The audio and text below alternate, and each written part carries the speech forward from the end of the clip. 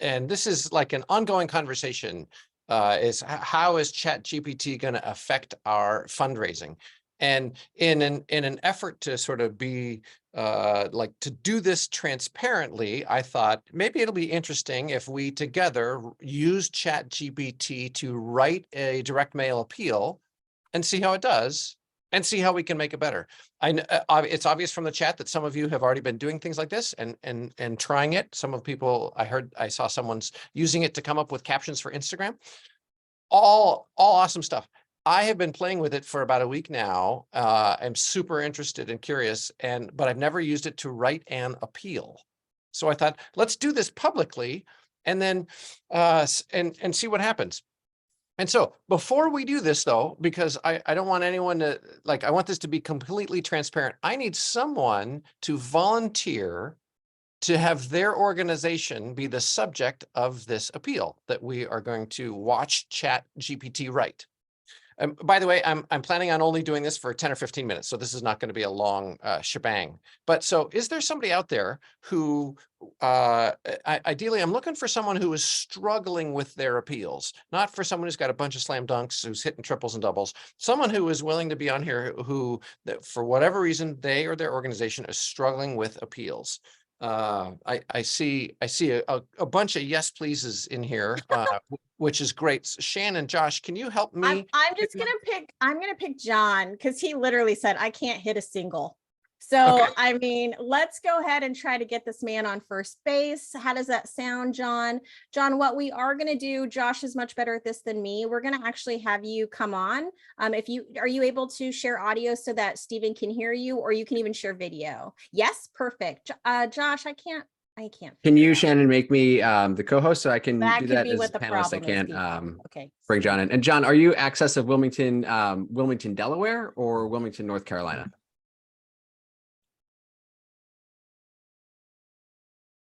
North Carolina. Okay. So I'm going to invite you as a panelist, and you can say yes.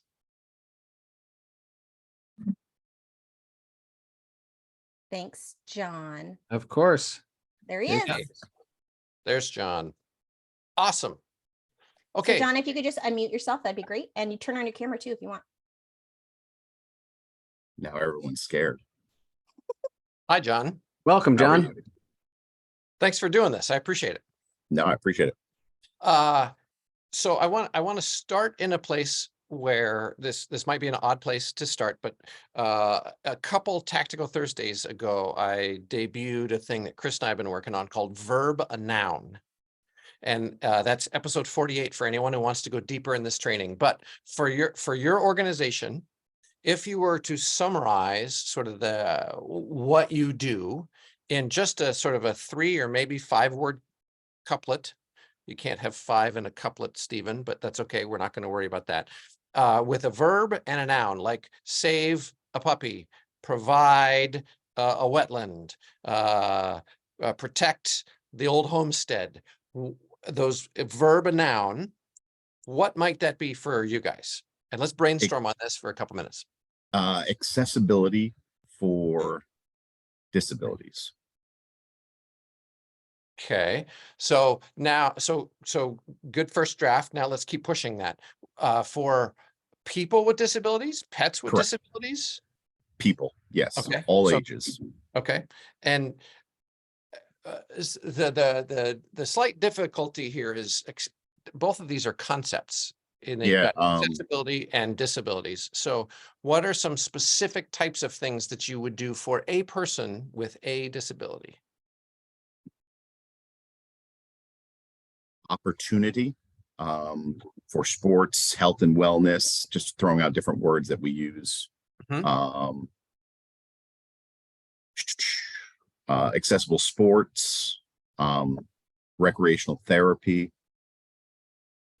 Okay, and programmatically, how are you doing this? Do you offer for the sports things, just for instance, do you offer the sports programming, or are you connecting a person with a disability to an organization or other service that provides the actual program? Offer those. We offer those. Okay. Yep. So what would be a super boots on the ground way a single person's life might be changed with, so this is help a person play baseball, help a disabled person go skiing. Yeah, I mean, like, all of those are, I mean, we, one of our 6 programs is the Miracle League. I'm sure, you know, there are Miracle Leagues across the Mhm. country that people are familiar with. You know, building community through recreation. You think about some other things. Okay. What's going to happen? What are specific programs that are going to happen this summer? Surfing. Surfing. Love it. And so would help a disabled person surf? Yeah, it's a, you know, giving the opportunity to be able to do that. Breaking barriers. I guess that's another way that we look at it. You know, giving people an opportunity to do something that they may not have the opportunity or means to be able to do so. Okay. Okay. Great. But we could, we just for grins, we could have an appeal that was the help a person surf appeal. Yes, And that would be true. that would be 100% true. Yes. Okay, great. And just so for you, John, and for everyone else listening, the reason I'm going down into specifics is because in the context of direct mail and email, anytime you're talking about concepts or abstractions like health, wellness, accessibility, opportunity, those things don't work very well. Better said, it works better if the donor can immediately imagine the beneficiary, the situation they are currently in, and how they will be helped. Yeah. So if you're basing your fundraising on providing opportunity for people or providing access for people, you could be raising more money because if you get more specific about the ways their life changes, as opposed to the focus on access. Anyway, we've got a help a disabled person surf appeal. So what I'm going to do, and I'd love it if you would stay on, John. You're sure welcome to turn off your camera if you want to. I want to respect your privacy and however comfortable you are. But I'm going to share my screen and we're going to go into ChatGPT. I might have a couple other questions for you. Yep. Fire away. Okay, great. Thank you so much for doing this. All right. So for those of you who haven't seen it, I'm looking at a browser tab for chat.openai.com. We're going to start a new chat, and right down here at the very bottom, I'm going to enter a prompt, and this still sort of blows my mind, but it's just incredibly conversational. So I'm going to say, please write a direct mail fundraising letter for an organization called, what was it? Access Of Wilmington. Yes. Access of Wilmington. The focus of the appeal is to ask donors to help one person who has a disability go surfing for one surf session. Notice I'm getting sort of super granular here, right? I'm not talking about surfing conceptually or surfing all summer or everybody surfing. I want to help one person go surfing. And so, John, follow-up question for you. What are the benefits to a person who gets to, in this situation, who gets to go surfing?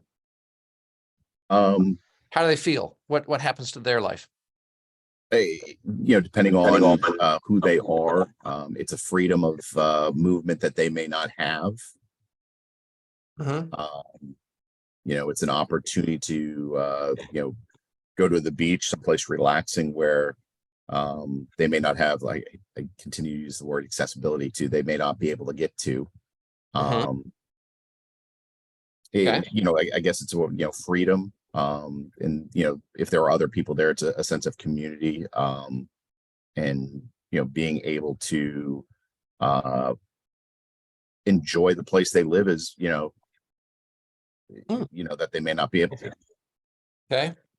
And what are their emotions after they get to surf? Oh, there's definitely, a sense of elation, happiness, just joy. Uh,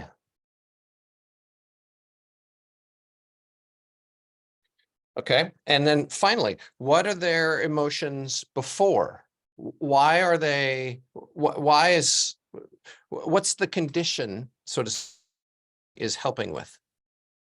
Honestly, there are some people that are very scared, because it's something that they have never tried, that they may never have had the opportunity to do. So there is a sense of fright because it's something new.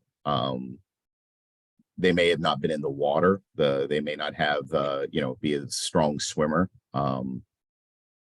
But once they get in and there's a sense of safety that there is a person with them that they can do it. Okay. Great. Okay. So we've got this prompt down. Please write a direct mail fundraising letter for an organization called Access of Wilmington.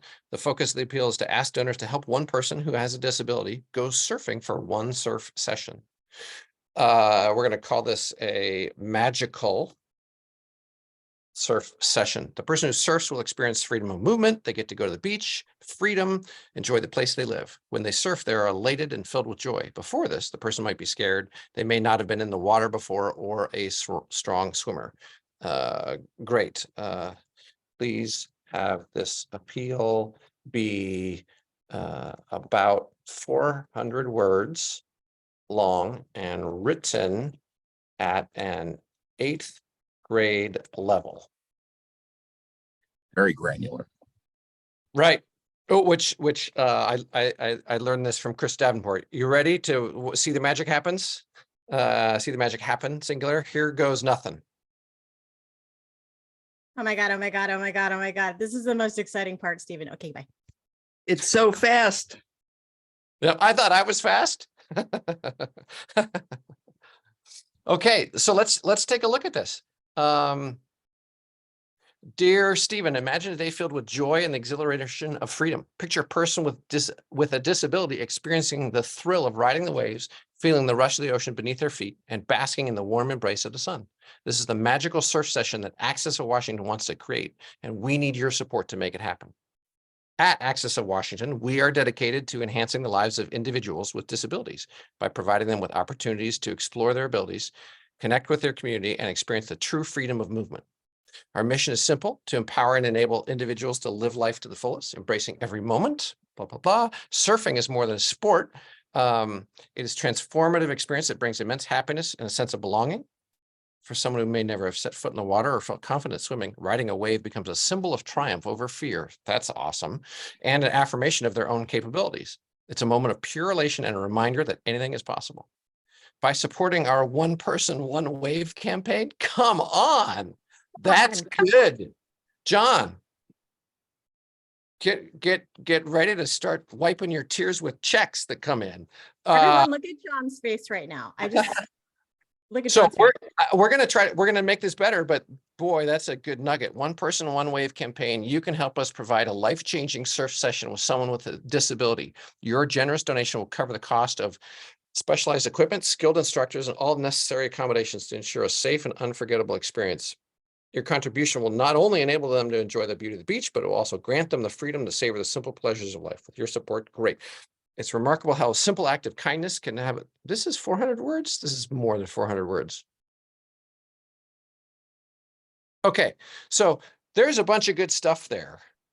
What we're seeing here is the good and bad of AI. So let me give a quick 30-second commentary here. This one person, one wave campaign is brilliant.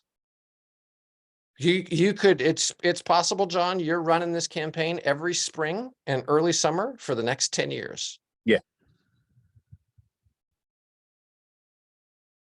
This riding a wave becomes a symbol of triumph over fear and an affirmation of their own capabilities is awesome. That's like heartwarming, really good stuff. Now, here's some stuff that this letter doesn't do particularly well. It's a really long first paragraph with really long sentences.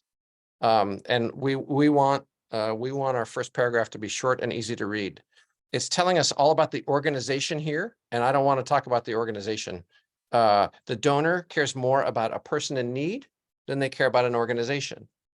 So I would be replacing this paragraph with more information about a person with disabilities, what their life is like today, why they can't surf, than I would. And this copy is fine. I would just put it way farther down in the letter. So let's see what, just because of time purposes, because I don't want to take all of everybody's time on a great community check-in day. I'm going to try to make this better with just sort of one more prompt. Stephen, I'm going to say that people are loving it. So if you Oh. want to keep going for a few more minutes, feel free. I mean, really, everyone is really loving this. So Great. Thank you, Shannon. That's great. Okay. I don't know why. I think it's the Protestant upbringing, but I can't not be polite to the AI, even though I know it's not a person. But let's make this a little better. Make the whole letter about the need for the one person, one wave campaign. Move the second paragraph down to the end of the letter. Make the first paragraph easier to read. What?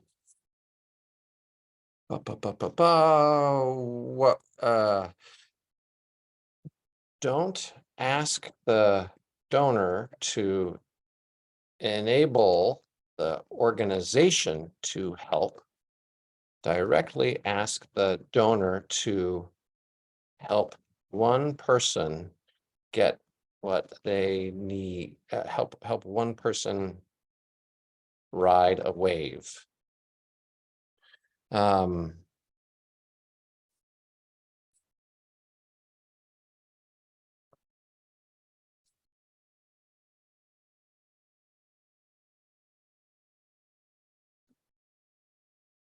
Finally, make the language a little more casual, like someone speaking.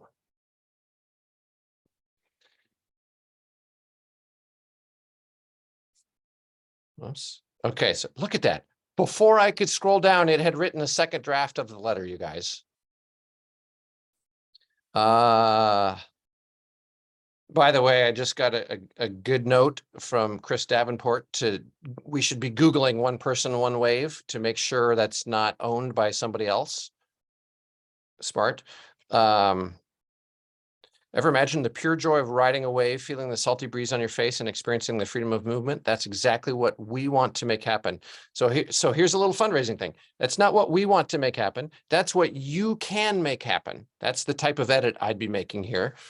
As someone who's done this for a while, that's the type of domain knowledge that AI isn't going to know.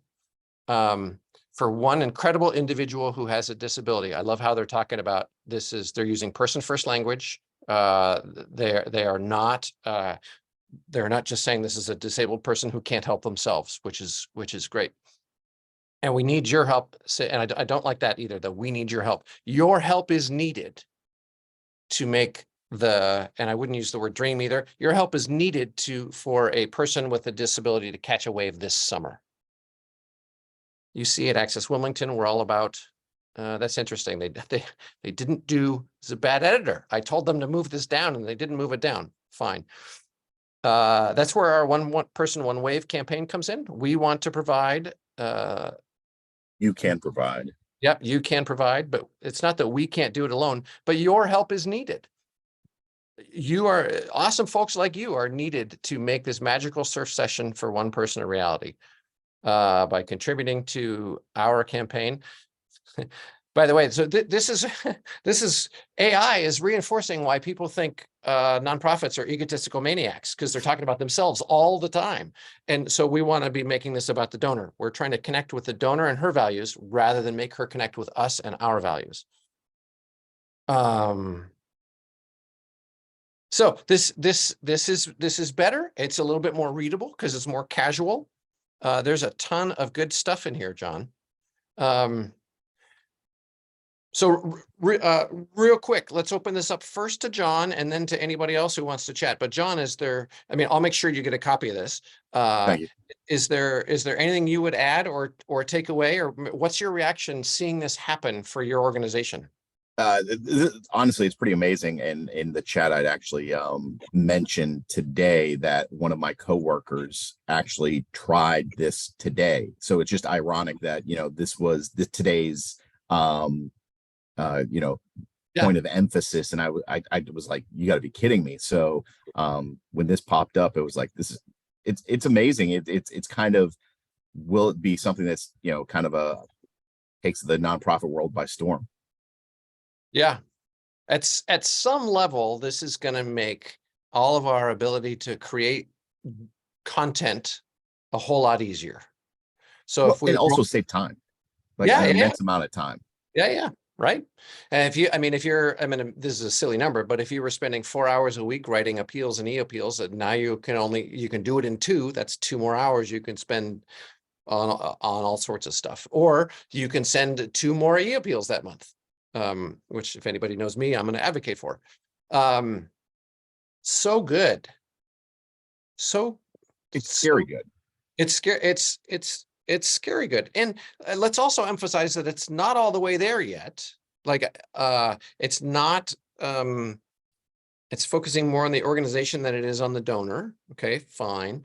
There's some stuff in there that probably shouldn't be in there. Fine. Could we make the offer better? Like, would it be more powerful if we knew that it was $47 provided a surf session for a person? And that's an incredible bargain because you're making their gifts go further by utilizing volunteer hours.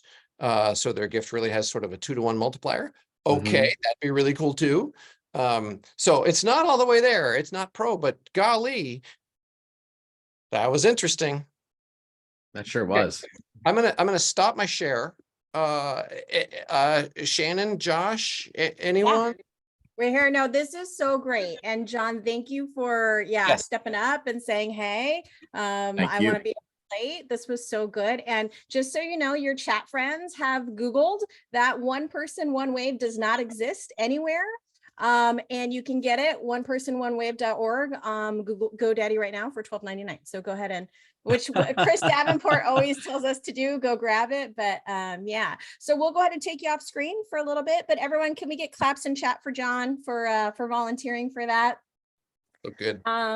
And I will say too, because we've got a couple of questions that have come up for as well. And so we'll make sure that we kind of get back to that. But one of the things that I always like to level set people around with ChatGPT is, for me, what's phenomenal about it is if you're in a creative rut, or if you're just stuck, or you need something to react to, like a lot of times just getting that first draft out. Josh, what do you guys say?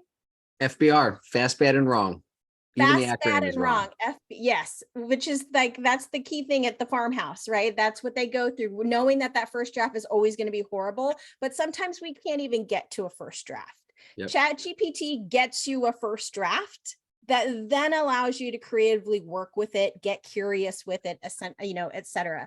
What's phenomenal about AI, I think in general, because I remember this was like 6 or 7 years ago, and the person that started Bloomerang actually was an angel investor on an AI project that, I think that he said this before publicly, with an AI platform that was built for a lot of really high-end, or not high-end, universities. So he was working with Yale, Princeton, Harvard, and had built an AI fundraising platform specifically for them to do this kind of work. So it's been happening behind the scenes for a while now. It's just now we finally have a very conversational open source platform that can remember your conversations. AI used to not be able to do that. That's the beauty of ChatGPT, is it's got like a 6,000 character length in terms of what it remembers in your conversation. So as Steven started to put in more prompts, he could get it more narrowed. So what we love about it, and why we're all going like gaga, is because for those of us that just need a little bit of help sometimes, this is the help. Especially for your one shop or your one person shops, where you literally are bouncing off ideas off of a wall or a 20-year-old printer. Like this is something that you can have in your toolbox. Steven, can you talk about, I know you're brand new to this, but of course, lots of people are like, ethical sort of challenges to particularly potentially using this. Do you want to riff off that for a little bit? Yeah, and I guess I'll begin with an asterisk to say that I've been thinking deeply about this for a week. So, But it's still deep Stephen It's thinking. still deep, So yeah. yes. asterisk understood, but yeah. Maybe the asterisk should be next to deep. The let's see. I would have no problem having this letter go out under the signature of whoever is sending the letter from John's organization as John's letter.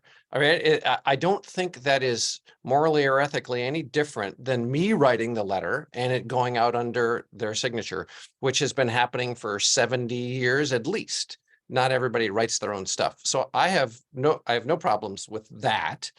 I guess I'd love to know more of the specific ethical questions people are having. But I mean, because Chat AI will come up with stories about fictional beneficiaries, and that's interesting. But so I run them through my sort of standard filters about stories. And one of them is you can come up with stories, a nonprofit can ethically share, and I'm going to use a sort of inside baseball term here that Chris and I use, a story about a person who you know exists, but you have not met yet. Because your organization knows your beneficiaries, you know that there are people out there who need help right now who haven't come into contact with your programs or your outreach. And if ChatGPT is telling a true story, we can tell that story, or an organization can tell that story. So there's a couple thoughts, Shannon. Yeah, I love that. And I know a couple of you actually, and I know Carla is just like, do you guys have a policy for how you use this? Not at all. Everyone is so new to this. And but it's something, Carla, that I would love us to actually look a little bit more into it, see what other people are using it, and perhaps get a guest back at the end of the summer who maybe has started using this and now has a policy in place for how they're using it. We're always on the lookout and can be on the lookout for that. And two, as Stephen starts to play with this more and more, I'm pretty sure he would love to come back and kind of share some of the things that he's learned by using it. And literally, we could have an 8-hour conversation with Chris Davenport, who's been using it like for 22 hours a day, like the last 2 weeks. And it's just, he's like a kid in a candy shop with all the ideas.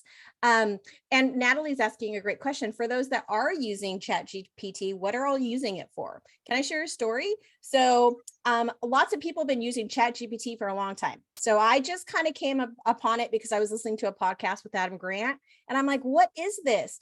And it was so funny because my son, I was asking my husband about it, and my 16-year-old son walked past. He's like, oh yeah, we've been using that in school forever. Since January or February, like we actually use it in class. Our teachers have us use it in class. I'm like, what is happening? Then I talked to my niece, who, any of you Dungeons and Dragons people out there, basically it's like a board, like in person. She's a dungeon master. And so she uses ChatGPT to create quest scenarios, for her guild when they meet up in person. So as a dungeon master, she uses it for D&D to create storytelling quests. So it's phenomenal in terms of what it can do. Mark Pittman the other day, right, Josh, he was on a call. His wife just had a medical emergency and he was trying to figure out what he could eat. And he literally put in like 8 to 10 ingredients that were in his fridge and just said, make a meal plan out of that for me. And ChatGPT made a meal plan for him based on what he had in his fridge. Yeah, you could use it for anything. Josh, what are you using it for? I love it for taking like a blog post that your organization has and turning it into social media posts, a Facebook post, an Instagram post. I love taking that sort of stuff, taking a social media post for Facebook or LinkedIn and turning it into a script for a video that you could use for Instagram, or like an Instagram video for stories or reels or something like that. So I've been using it to take existing content and tweak it and turn it into content for a different platform, if that makes sense. Yeah. And you guys, any more questions that you have for Stephen? It's been going so fast, we might have missed some. I see one from Lisa right now that asked, does it save earlier versions? Yeah, it saves your chat history. As long as you have a profile, it will save that for you. So it won't go away, which is really cool. Meal plans for real. Kay Shanon, by the way, love that name. Go to ChatGPT and literally type in, do a 5-day meal plan for lactose intolerant diet, like literally whatever it is. And it's going to give you meal plans with recipes. Mhm. It's Yeah. crazy. I'll tell you, I used it. And so the first time I used it, I felt a little bad, like that I was somehow, cheating. And it was for a person, it was for like a life thing, not a work thing. But then just this weekend, we're little peek behind the curtain. I'm moving my mom from one nursing home to another, and it's been a long, complicated process. And there's a bunch of decision makers. Anyway, I had to basically write a memo about the new facility we wanted to take my mom. Move my mom to. And so I had all of these questions that I had asked of the facility, and like the question and then the facility's response. And so I put it into Chat GPT and said, please turn this into a memo highlighting blah, blah, blah, blah, blah, the outcomes that I wanted for my mom.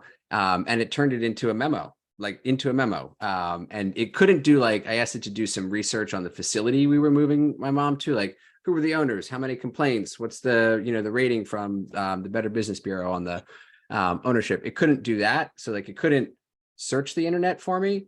And it said, any data that I have is a few years old. And so we wouldn't want to put that in here. Do your own work, Josh, is basically what it told me after it gave me the full memo. So it's pretty great. It's at summarizing and figuring out the right way to tell the right thing to the right person. Yeah, or if you guys are struggling with your event and you are event themed people, and I know we have something coming out on this pretty soon too, but you just need sort of a refresh in terms of a gala theme, put that in ChatGPT. It'll give you like tons of options for sure. Let's say you have a donor and you really want to get them like maybe they're a major donor, they've been with you for 10 years. You really want to get them something special from your organization as a thank you gift. One of the things that you could say is like, help me with gift options for a 50 to 60-year-old that is into climate change, books, and pets. And literally it's going to give you options. So, I mean, from all different kind of, ways you could think about using this, it's fun. And that's, I think, for us, or for me, Stephen and Josh, I don't know about you. I just want you guys to have fun with it. I don't necessarily want it to change the way you do your work, or you expect that this is going to change like how you do things. It's just something to be very curious about. And it's just one other tool. Like, none of us have access to see Stephen 24/7 hours a day, but we certainly in just 10 minutes figured out how Stephen thinks. So we can start to use some of his prompts as a way to use them when we're using ChatGPT to write like an email appeal or something. And I know Josh is like loving it because he's been writing social media posts, etc. too. It even puts in the emojis for you. It does. Yeah. I put in a description for a conference session and asked for, an Instagram post and a Facebook post, and it plugged in the right emoji sort of in the right place. And I'm not like an emoji guy in the social media posts I write for the conference or for Technical Thursdays. So that's something that I would never have done, that I understand other people do and know how to use. I just don't know the right emoji to use at the right time. ChatGPT does. Yeah, I'm excited. And again, would love to have Stephen back on as he starts to train his ChatGPT how to write better appeals. Yeah. Because then, like I said, when we can get him back, he can give you even more better prompts. Like I was saying, it's fun to see how someone uses the prompts, because my prompts are like 8 words, fast and furious. Stephen's are like paragraphs, which is really cool to see. You know what I mean? So as he starts to train it better, for him to come back, and how I trained Chat, GPT to write better appeals might be a great session. Yeah, that was actually, oh, I'm sorry, go ahead, Stephen. Well, the thing I'm working on first is I want to see if I can train it to write follow-up emails. Like we have at Better Fundraising, we have this sort of formula that we use for between 1 and 4 follow-up emails for each appeal. And if I can teach it that formula and then give it the appeal and have it immediately create 4 first drafts that are pretty good of follow-up appeals, I just saved a ton of work. Okay, well, that gets interesting in a hurry. Mm-hmm. And that's along the lines of where I was going. Like, how many does it make sense to put in like 4 or 5 of the appeals that you've written sort of before you ask it the question? ChatGPT, here's the last 5 e-appeals that I've sent for my organization. Use this to understand our beneficiaries, our tone, the format, the way that we ask, that sort of stuff.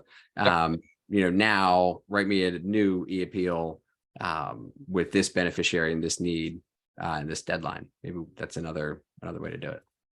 Love it. Okay, friends, I'm just going to pivot us real quick. And this is great. We're here for another 10 or 15 minutes with you guys. We want to help you with anything else. Is anyone struggling with anything? You could use some Stephen advice. You can use some Josh and Shannon, like, attaways, you got this, like, just maybe need a little bit of encouragement. But is there anything you're struggling with right now that you would love for us to help you with? Any advice or just general questions you have about fundraising, anything? This is your time for sure. You can put it over in chat and let us know. The other thing while you're thinking about that is we wanted to let you know that actually this community, we're going to go on a little vacation the first couple weeks of June. So over in conference land, things are getting really exciting. We've just got a lot of workload that we need to get through. So the team has decided, you know what, we're just going to go ahead and have vacation, which we normally do in August, but we're going to have it a little bit early in June so that we can kind of get some work done, work through some of that stuff. So the next two Thursdays, we are actually off. So you guys get to have your Thursdays back, but then we get them back in 3 weeks. Okay. We get them back, but for a couple weeks, we won't be here. So June 1st and June 8th. Yeah. That's right. And then when we come back on the 15th, Lauren Atherton, who's here today, is going to be our guest. So everybody say hello to Lauren. And the next time we all gather, she's going to be our guest. Yeah. And I mean, Josh and I were just looking at the calendar and literally, like, we are almost booked up through mid-August, and we've got some crazy, phenomenal speakers, some of your fan favorites coming back. Yeah. Lauren is we're so excited to have her here. Becca says, not sure if you can help with this. Well, let's try, but I'm struggling to find a thank you gift for our capital campaign committee members. The project was to build a new hospice house and renovate our admin offices. Any ideas? Org is Partners in Care in Bend, Oregon. Got it. So new hospice for your capital campaign committee members. Shannon's the surprise and delight person, so we'd love to hear what you think. Yeah. No, and you know what I would think could potentially be something. I don't know if at your new hospice you have a new garden, or if there is something that and I'm not necessarily thinking of, like, if you've planted a tree or you've planted some annuals for the garden. One of the things that you can do is just maybe get a potted plant for your capital campaign members that mirrors the plants that you just planted at the new hospice center, because it's summer. That's something potentially that you could do. I think one of the really coolest things also is there are so many, and having worked in healthcare and for hospice, one of the things that I loved was always seeing what books were on nightstands in our inpatient hospice care that family members brought either to read to their family members that were there, or just ones that were lying around. And one of the things that you can do is actually maybe grab one or two of those book titles that you see and just say, these are often the book titles that are on the nightstands of our patients here. There has to be a lot of meaning associated with this. You've brought a lot of meaning to hospice, this year and for years to come.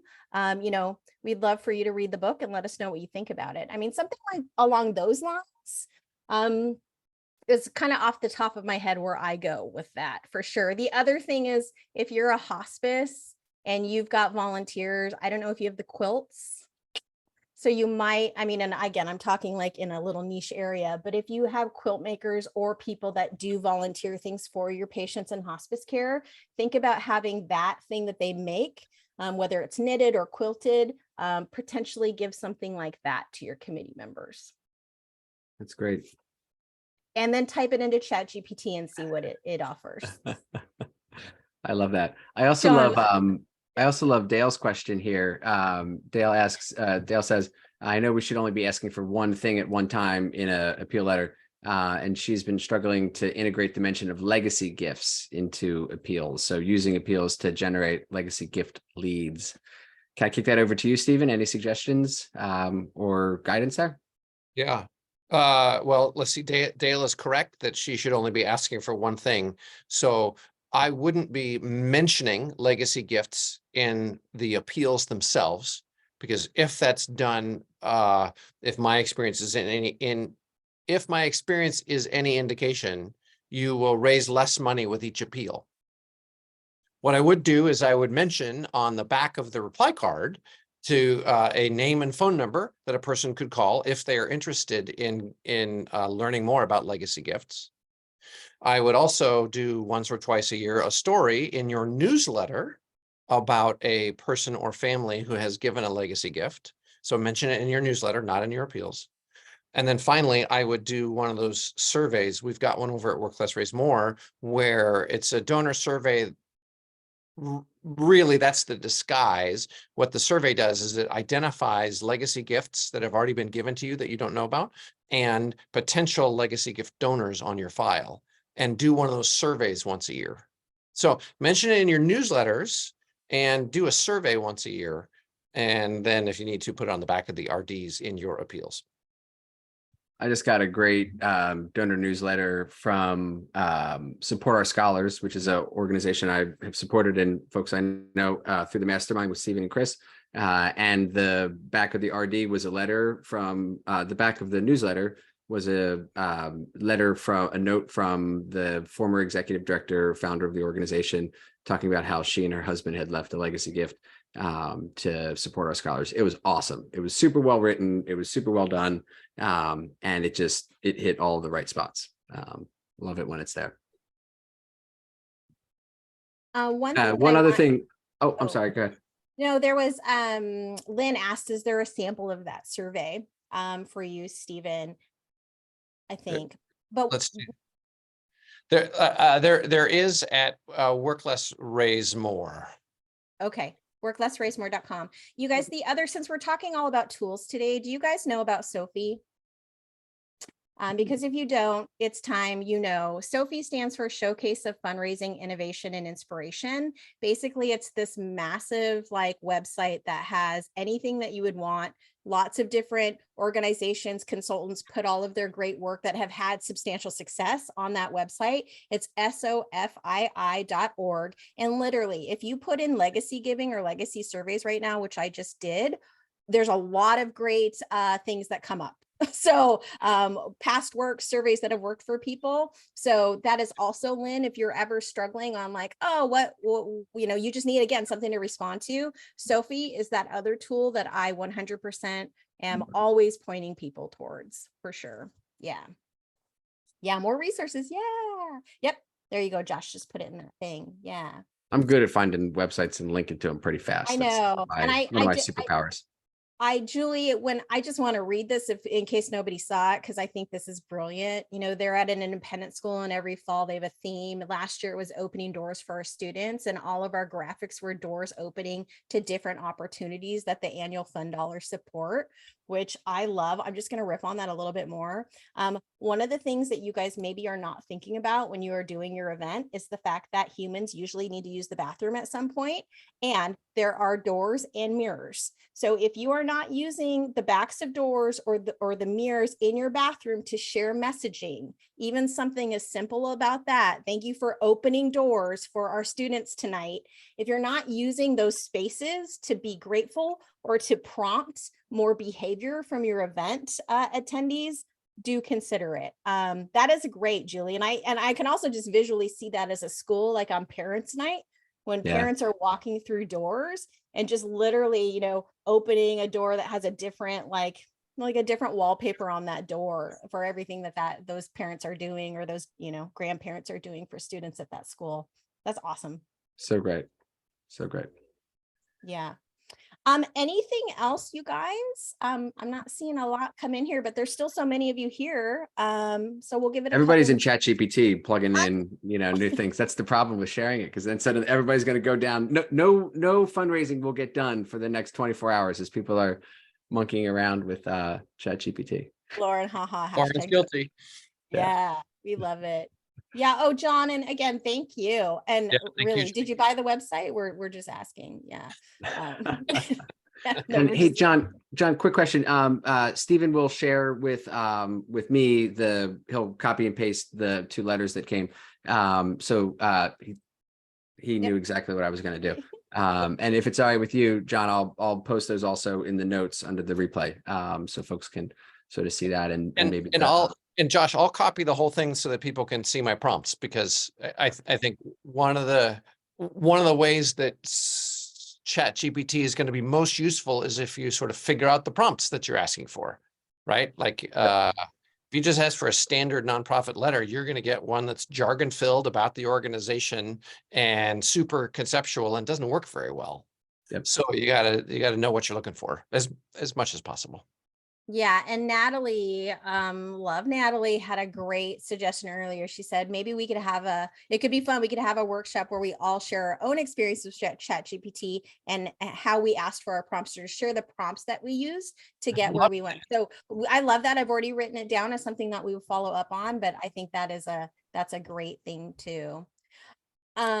Again, just to summarize, yes, for those of you asking for a replay of this, yes, Josh is the magic man. He will get that up later today. And you can find that where you find all of the replays. And just as a remember, we have not forgotten about you. Josh and I will be thinking about you for the next 2 Thursdays as we are knee deep in conference things. Speaking of, get your ticket if you haven't already ready, especially with that Memorial Day sale, nonprofitstorytellingconference.com. But we will not be here for the next 2 Tuesdays, and we will back on June 15th with Lauren. You do not want to miss it, especially if you're someone that looks at your organizational website every day and you're like, gosh, this is disgusting and it needs to change. Anyone? Oh, just me? Okay. So definitely check that out. Stephen, thank you for being here today. Josh, you held down another phenomenal month of Tactical Thursdays. So thank you for all of that. You guys have been phenomenal. Thank you to all of our speakers. Stephen, you know what? Send us out. We're heading into summer. Give us a little pep talk for all of us heading into these summer months as fundraisers. Let's see. Couple thoughts. Revenue is a river, not a pond. There is revenue flowing by for our organizations every single day. And there's way more of it than we think. We tend to sort of have this vision that revenue is a pond, and we suck out as much as we can over the course of the year. And at the end of midnight on give me a break, December 31st, the pond is dry, cracked earth, and it's done. Then it magically refills on January 1st. And that's not true. Revenue is going by every single day. Somebody just got an inheritance from their aunt. Somebody just got a promotion at work. Somebody just got a bonus. And somebody's feeling compassionate today and they want to give. So don't take the summer off from your fundraising. And now, summer is busy, right? Most of us are doing vacations of some kind, or at least taking some time off. So when you send some stuff out this summer, don't think of every piece of fundraising as so precious. Just use ChatGPT and try a couple new things. Just send some stuff out, pay attention to the results. We got to remember that people say no to us for lots of different reasons. Sometimes they're on vacation, sometimes they're outside, sometimes they didn't feel like it that day. So we need to divorce ourselves from the results, but pay attention to the details. And I think summer is such a great time to learn. So try a couple new things. Don't treat them as precious. They're not going to ruin your fall fundraising. They're probably going to enhance your fall fundraising if you're in touch with your donors more. Take advantage of the summer and go raise some money, and don't worry about it. That's great advice, Stephen. Thank you. To everyone here, thank you. We'll see you in a couple weeks. June 15th, we'll be back with Lauren Atherton. Can't wait to see you all, and please use this time to become better fundraisers while we're gone. Much love to you all, and we will see you shortly. Thank you, guys. Thank you, Shannon. Thank you, Stephen. Thank you. Bye.